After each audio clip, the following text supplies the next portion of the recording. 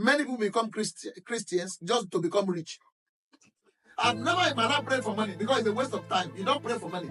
You work for money. First and foremost, we must ask ourselves, does Christianity means wealth? Does it mean once you're a Christian, you have to be rich? That's why we get it wrong. Some of us have been sold a wrong product. They call it, just to call it Alemohe.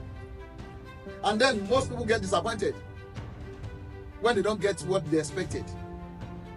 So expectation leads to disappointment.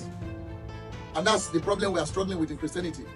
But the life of a man is not measured by his possessions. Jesus taught us that in the book of Luke. No. Christianity is not synonymous with, oh, once you're a Christian, you are going to be rich. If anybody is preaching that to you, they are deceiving you. But one thing you should know about Christianity is that provision is different from supply. Why are people still struggling financially? In Japan, most of them are not Christians, they are wealthy. In China, most of them are not Christians, they are wealthy. In Europe, most of them are not Christians and they are wealthy. And then we find out, we ask questions. Then why are we Christian? Are you a Christian because you want to be rich? I told people from the beginning of the church, if I wanted to be rich, I wouldn't be a Christian. Because it gives me the permission. It allows me to play any dubious or use any dubious means to get wealth. But as a Christian, there are so many restrictions and constraints because we operate under divine guidance. There are certain things we will not want to do.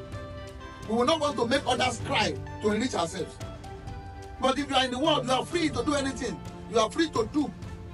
You are free to do anything because you are in the world. But we are under authority. And that is why we cannot just be rich by all means. You know, some people say, I want to be rich by all means. Okay, what is silver? What is gold? In those days, they are synonymous. They are the current currency used for exchange then. In the book of Deuteronomy chapter 8, verse 18, it says it gives you power to get wealth. Wealth is different from money. You can be wealthy in so many things. So if it's wealth, it's not just in money. But when we talk about money, you have to get understanding. The strength to get wealth is from what? It's from wisdom. Nobody becomes wealthy without wisdom. You don't use power to get wealth. You use wisdom to get wealth. So when God endues you with wisdom, you're going to be wealthy. Either you're a Christian or you're not a Christian. If money has a principle. If you adopt the principle, if you apply the principle, it works for you. It's not about how many hours you have spent in the church. It's not how many hours you have prayed about it. You struggle for money. You sweat for money. And that's why most people, if you are a Christian and you're on a salary of £1,000 a month, will Christianity change your salary at the end of the month? It won't change your salary. It will still your salary until you have some side hustles.